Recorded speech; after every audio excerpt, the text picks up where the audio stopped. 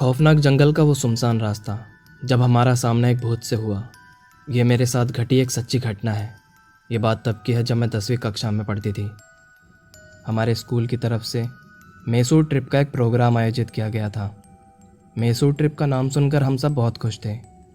Trip के लिए सुबह सबको 10 बजे स्कूल पहुंचना था। उस ट्रिप के लिए हमारे स्कूल की तरफ से काफ़ी सारी बसेस तैयार खड़ी थी, जिसमें टीचर्स और स्टूडेंट्स जाने थे, और हमारी बस सबसे लास्ट में खड़ी थी। मैं और मेरी सारी फ्रेंड्स बस में अपनी अपनी सीटों पर जाकर बैठ गई और फिर कुछ ही देर में गाड़ियाँ अपनी मंजिल की ओर रवाना हो गई।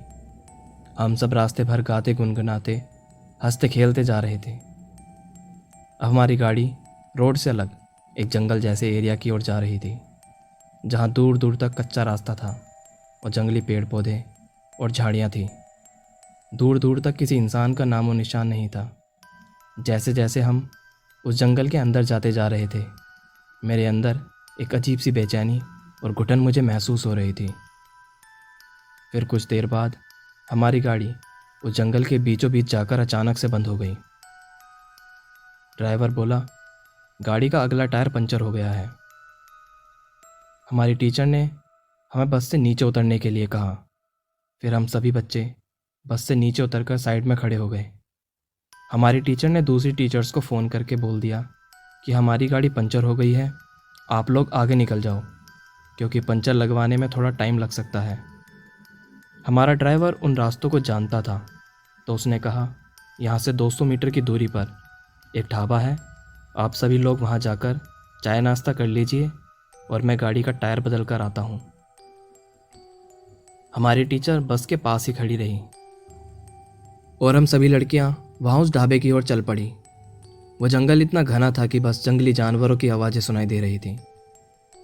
हमें सामने वो ढाबा दिखाई देने लगा और हम सब वहाँ पर पहुँच गए। उस ढाबे पर एक बूढ़ा सा अजीब सा आदमी चाय बना रहा था। उस बूढ़े आदमी को देखकर पता नहीं क्यों मुझे ऐसा महसूस हो रहा था जैसे कि मेरा सर घूम रहा है। मैंने अपनी नज़रें उस आदमी पर से हटाई और वहाँ एक स्टूल पर जाकर बैठ गई। फिर हमने चाय का ऑर्डर दिया और सभी ने चाय पी। अचानक से ढाबे की दूसरी ओर से जंगल में से एक भयानक चीख की आवाज़ सुनाई दी।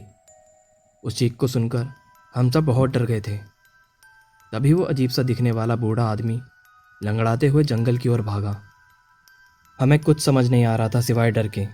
हमने अपनी टीचर को फ़ोन लगाया, लेकिन फ़ोन पहुंच से बाहर था।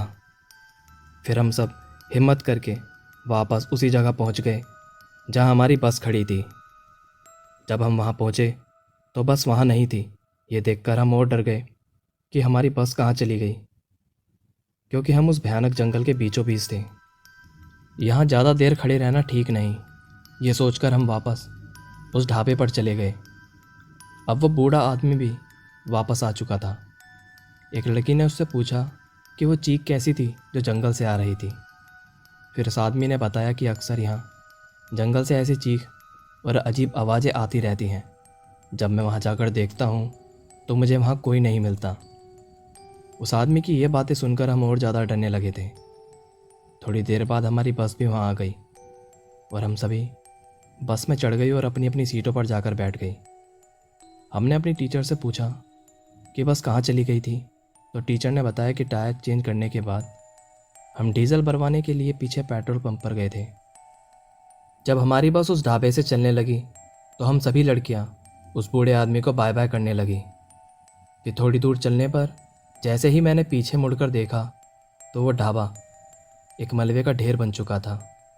मेरी सीट ड्राइवर के पास ही थी, तो मैंने उसे इस बारे में बताया तो ड्राइवर बस को मोड़कर उस ढाबे पर ले गया। हमने गाड़ी से नीचे उतरकर देखा तो वह ढाबा पूरी तरह टूटा हुआ था, बिल्कुल मलबा बन चुका था। हमने आसपास काफ़ी ढूंढा, लेकिन वो बूढ़ा आदमी हमें कहीं नहीं दिखा।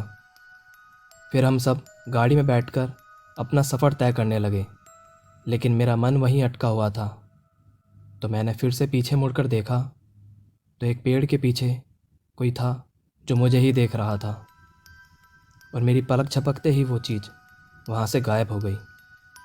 तभी ड्राइवर ने बताया कि इस जंगल में हमेशा कुछ अजीब घटनाएं होती रहती हैं, लेकिन इसके पीछे की हकीकत कोई नहीं जानता।